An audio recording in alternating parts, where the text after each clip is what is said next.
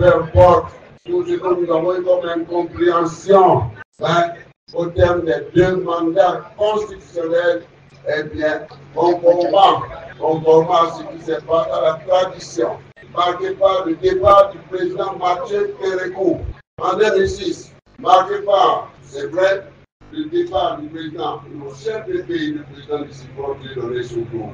Une grande figure, il a dirigé le pays pendant un mandat.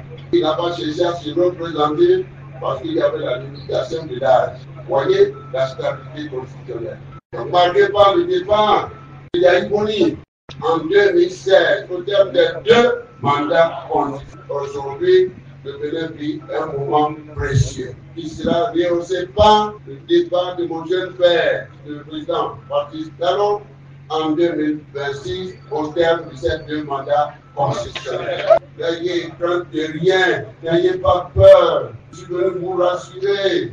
Loin de vous les stress. Les stress donnent le cancer. Mes chers compatriotes, donnent les AVC, les vies d'AVC. Restez calme et tranquille. Cette certitude du président du parti Les Démocrates, Dr Thomas Boni Yayi, est partagée par les militants et responsables du parti dans l'Ouémé qui se disent encore prêts pour les prochaines joutes électorales. Ceci dans un contexte politique que l'ancien président prend le soin de décrire. Depuis 2016, apparemment ou réellement, on ne se retrouve pas. Parce que le peuple pourra rêver d'un nouvel environnement marqué par des élections festives. Est-ce qu'on a eu ces élections festives au Bénin depuis 2016? Marqué par des gains de sang, des arrestations, des emprisonnements, des exils, des incompréhensions, etc. Parce que marqué par des exclusions électorales. Les exclusions électorales sont extrêmement dangereuses pour une nation. Malheureusement, nous avons connu ce moment difficile. Donc, en disant que mon jeune frère va partir, c'est de l'aider. Pour que cette dernière épreuve, le Bénin puisse se rehausser. Que ces dernières élections puissent rehausser l'image internationale de notre pays, de notre patrie comme nos chers compatriotes. Si nous sommes bien connus par notre ADN, c'est-à-dire la stabilité constitutionnelle, contrairement à ce qui se passe dans la sous-région, eh bien, besoin d'efforts alors pour réussir convenablement nos élections dans la paix, dans la transparence. C'est pourquoi je dis, nous avons besoin d'aider nos jeunes frères dans ce moment précis. Nous avons besoin de lui, il a besoin de nous aussi. Parlons-en de ce code électoral. Dans la synthèse qui nous conduit droit au mur, vous le savez, s'il y a des faits. Vous avez suivi les débats. Pour le moment, nous propulse dans un environnement incertain. C'est comme si ce code est devenu une piste. Nous disons, passer la route. Mais cette route-là nous conduit à l'envers. Cette route nous conduit dans la mer. Il faut qu'on se parle. Il faut qu'on dise non. Laissez, on va faire.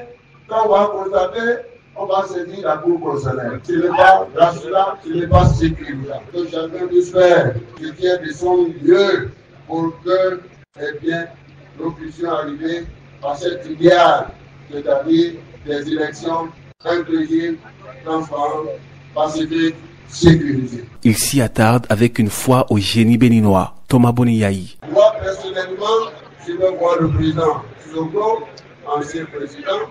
Je me forcerai de voir les anciens présidents des institutions de la République, établis depuis 1990. Pour échanger avant cette période, avant ce moment qui nous attend, nous devons réussir ces élections-là. Mon objectif, qu'on arrive à 0 blessés, 0 morts, 0 victimes au nom de Dieu puissant. Si on va aux élections, il faut absolument que le parti s'implique. Depuis vous, depuis la base, depuis vous, si vous manquez dans la chaîne, eh bien, on ira nulle part. Si vous ne vous entendez pas, on ira nulle part. Si nos responsables, ici, communaux, s'il y a du problème, je ne dis pas qu'il y a du problème, on ira nulle part. C'est pourquoi je suis venu pour les derniers réglages. Aidez-vous les uns les autres. Comme Dieu nous a aimés, mes chers compatriotes. Nous disons donc nous allions, on ne peut pas laisser la situation comme ça, parce que la rupture est en train de partir. En 2007, Yahya est parti avec la FCBE. Et la rupture est venue remplacer FCBE. Même si quelque part FCBE a été rattrapé quelque part. D'accord? L'histoire se répète. Il y a de nouveau sous le soleil. La rupture est en train de partir. L'opposition pour la supervision de leadership de LD est en train de s'établir. Dans le même élan, le vice-président du parti dans l'Ouémé rassure que la troupe de l'Ouémé est prête, quoi qu'il advienne, pour affronter les échéances électorales. Il lance un appel à la jeunesse du parti Les Démocrates. Nathaniel Renunion Kitty. Je pense que la troupe est prête. Vous l'avez constaté. La troupe est prête pour le combat. Toutefois, ce n'est pas parce qu'elle est prête pour le combat que les responsables du parti doivent dormir sur leur laurier. Ils ont la responsabilité de venir régulièrement rencontrer la troupe et de s'assurer que les informations qui leur parviennent sont justes. C'est ce que le président est venu vérifier et il a constaté que. À la jeunesse et à ceux qui nous suivent, moi j'ai deux messages. Le premier message, c'est la discipline. La discipline, c'est très important. Dans un parti où il n'y a pas la discipline, on ne peut rien faire de bien. Donc observons la discipline. En dehors de la discipline, le respect de la hiérarchie. Il faut respecter les différents responsables à tous les niveaux du parti. Donc, il faut que ce respect puisse exister. Discipline et respect. S'il y a la discipline, il y a le respect, je pense que tout va bien se passer. Cette rencontre avec les militants et responsables des 19e et 20e circonscriptions électorales, composées de 9 communes, s'inscrit dans la logique de remobilisation de la base et d'assurance du parti aux responsables à la base.